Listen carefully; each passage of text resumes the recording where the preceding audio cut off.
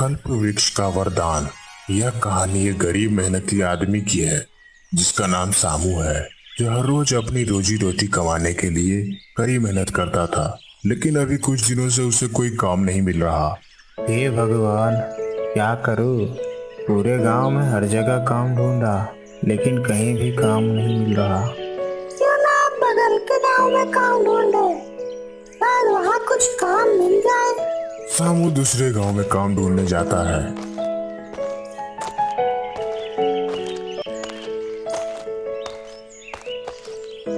पर वहां भी कुछ काम नहीं मिलता। आज फिर खाली हाथ घर लौटना पड़ेगा। पूरा दिन चलने के कारण वह थक चुका होता है। वह सोचता है क्यों न इस पेड़ के नीचे बैठ के कुछ सोचा जाए। तभी वहां एक बाबा आते हैं जो थके हुए लगते हैं। बेटा, थोड़ा पानी मिलेगा? हाँ बाबा, ये लीजिए। सामू उसकी मदद करता है। बाबा पानी पीने के बाद कहते हैं, बेटा, तुम बहुत दयालु हो, लेकिन परेशान लगते हो। क्या हुआ? सामू सारी बात बाबा को बताता है। बेटा, पानी पिलाकर तुमने मेरी मदद की, मैं भी तुम्हारी मदद करूंगा। दरअसल ये पेड़ कोई साधारण पेड़ नहीं है, यह कल्प वृक्ष है, यानी इच्छा पूर्ति पेड़। मैं तुम्हें एक मंत्र बता रहा हूँ। इस मंत्र को बोलने के बाद जो भी इच्छा इस पेड़ से मांगोगे वो तुम्हें मिल जाएगा। लेकिन याद रखना, इसका उपयोग तुम सबकी भलाई और अच्छे काम के लिए करना। अगर इस पेड़ से कोई गलत इरादे से कुछ मांगता है तो वो जो भी मांगता है उसका उल्टा हो जाता है। सामू मंत्र सुनता है और बाबा को धन्यवाद देता है। बाबा अचानक वहां से गायब हो जाते हैं। सामू पेड़ के पास जाता है और मंत्र बोलता है और थोड़ा सा राशन का इच्छा प्रकट करता है। जैसे ही वह सोचा, वहां एक बोरा अनाज और फल आ गया। ये सब देख वह खुश हुआ और मन ही मन बाबा को धन्यवाद दिया। उसके बाद वह सारा सामान लेके घर चले गया। ऐसे ही वह धीरे धीरे धनवान होता चला गया। ये सब देख उसके पड़ोसी जलने लगे। कुछ दिन पहले तो इसका हालत फटीचर था, इसके हाथ ऐसा क्या लग गया? पता लगाना पड़ेगा। फिर अगली बार जब सामू पेड़ के पास जाता है तब उसका पड़ोसी भूषण उसका पीछा करता है।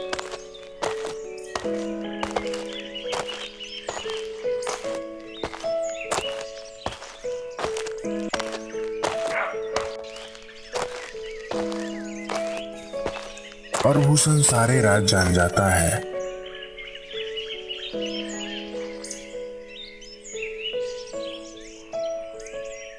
सामू के जाने के बाद भूषण उस पेड़ के पास आता है और कहता है, जो भी सामू के पास है वह मेरा हो जाए और उसका सारा धन खत्म हो जाए और मैं गांव का सबसे अमीर आदमी बन जाऊं। लेकिन उसे क्या पता था कि जो भी गलत इरादे से इस पेड़ से कुछ मांगता है उसका उल्टा हो जाता है। ठीक वैसा ही हुआ। जैसे ही भूषण अपने घर पहुंचता है तो देखता है कि उसका घर झोपड़ी बन चुका है और उसका सारा धन सामू का हो चुका है और वह गांव का सबसे गरीब आदमी बन चुका है। भूषण परेशान होकर, ये क्या हो रहा है? मैं तो उसके लिए बुरा सोच रहा था, लेकिन हर बार मेरा ही नुकसान हो रहा है। वह समझ जाता है कि उसके बुरे विचार ही उसको खत्म कर रहा है। ये सब देख सामू भी समझ जाता है कि उसे इस वरदान का सदुपयोग करना चाहिए और आसपास के लोगों की मदद करनी चाहिए। भूषण डरकर उस कल्पवृक्ष के पास जाता है और माफी मांगता है। तभी कल्पवृक्ष से एक आवाज गूंजती है, याद रखो, लोभ और ईर्ष्या का परिणाम हमेशा बुरा ही होता है। तुमने दूसरे के लिए बुरा चाहा, वो तुम्हारे ही जीवन में लौट आया। भूषण शर्मिंदा होकर अपने गांव वापस लौटता है और उसे अपनी गलती का एहसास होता है। बिट्टू अपने दादाजी दीनदयाल के साथ गांव में रहता था। आज घर की साफ सफाई चल रही है क्योंकि दिवाली जो आने वाली है। अरे बिट्टू, जरा इस अलमारी का चाबी तो लाना।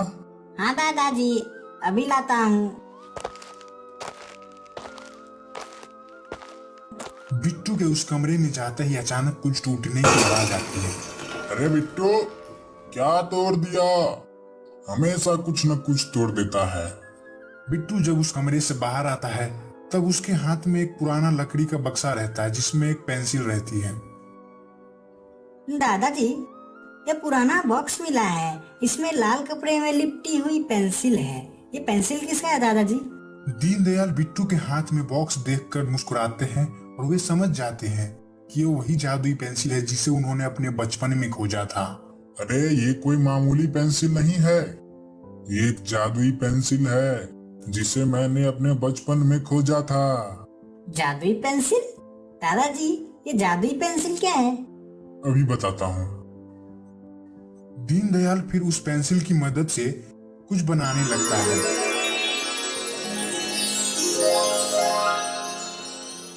जो भी बनाता वो जादुई तरीके से सामने चले आता। बिट्टू ये सब देख के बहुत हैरान हुआ। दादाजी, ये पेंसिल कुछ भी बना सकती है?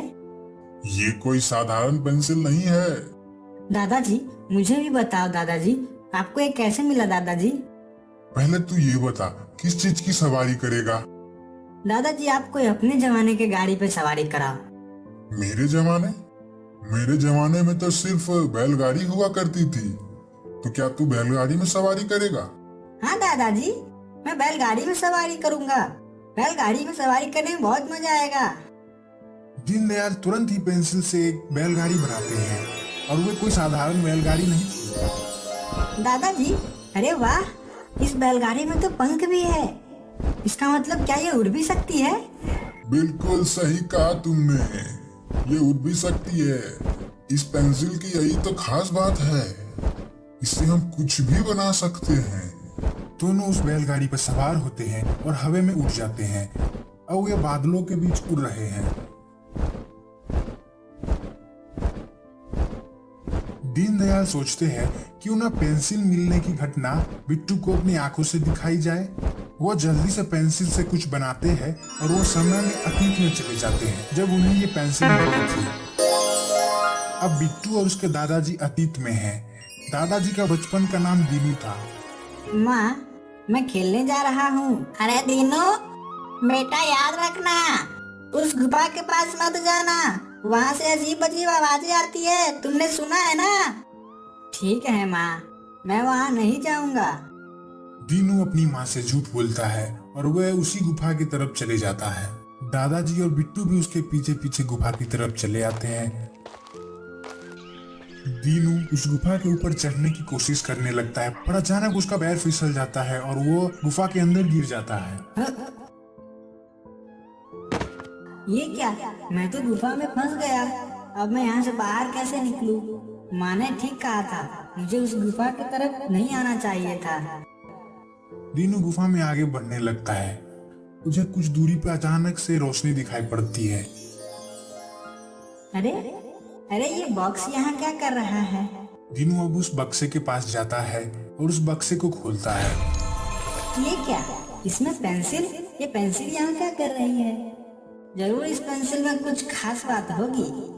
एक काम करता हूँ, इसे मैं अपने घर ले जाता हूँ। दीनू पेंसिल लेकर गुफा से बाहर आ जाता है। ये सब देखकर बिट्टू उस पेंसिल का महत्व समझ चुका होता है।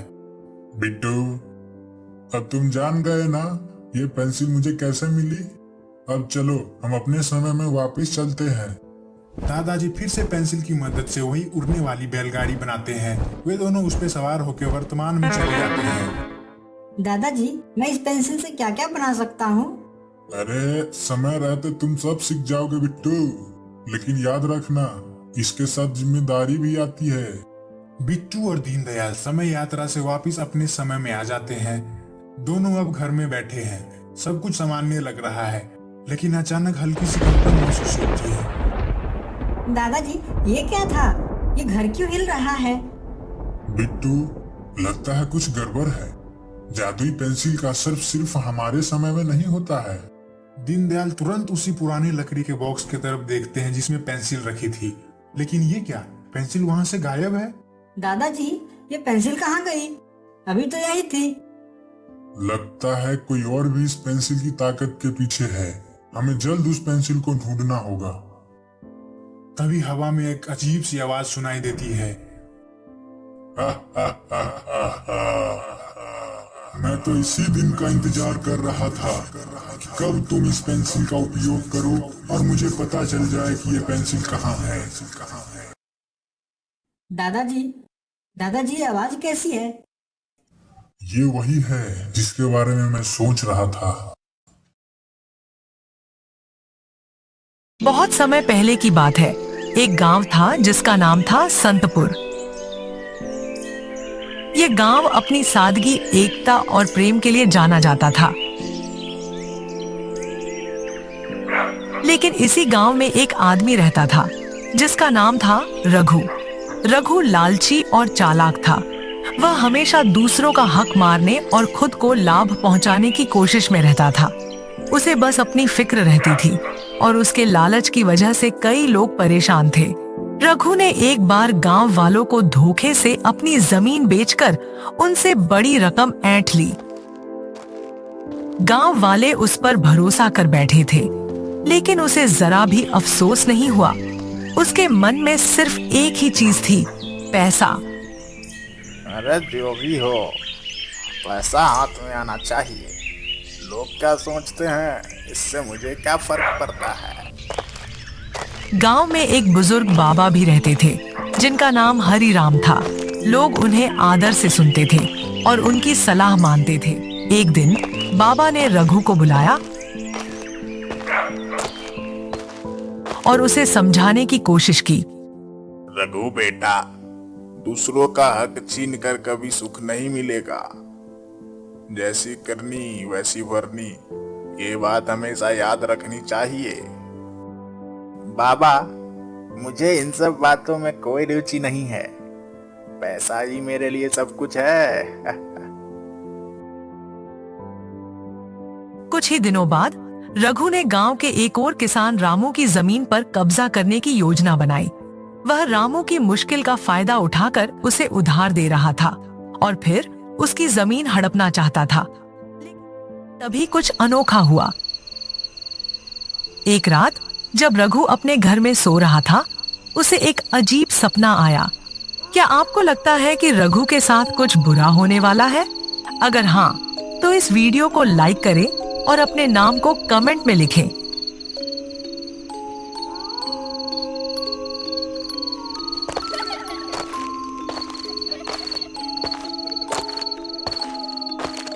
रघु, अपनी करतूतों का अंजाम देख।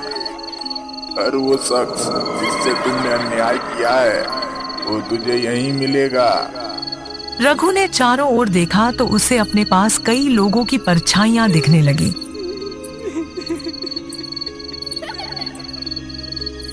वे सभी वही लोग थे जिन्हें उसने धोखा दिया था। ये क्या हो रहा है? मुझे छोड़ दो, मैंने कुछ नहीं किया। मुझे छोड़ दो। रघु घबराकर जाग गया। उसका शरीर पसीने से लथपथ था और उसकी सांसें तेज हो रही थीं। उसे बाबा की बात याद आई, जैसी करनी वैसी भरनी। उसी समय उसने सोचा कि उसे अपनी गलतियों का प्रायश्चित करना चाहिए। उसने अपनी सारी जमीन और पैसे उन लोगों को लौटाने का निर्णय लिया जिनके साथ उसने अन्याय किया था। रघु ने सब गांव वालों को बुलाया और अपने गलत कामों के लिए माफी मांगी। मुझे अपनी गलती का एहसास हो गया है।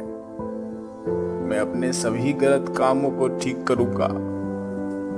रघु, हर इंसान गलती करता है, लेकिन जो अपनी गलती सुधारने की कोशिश करता है, वही सच्चा इंसान कहलाता है।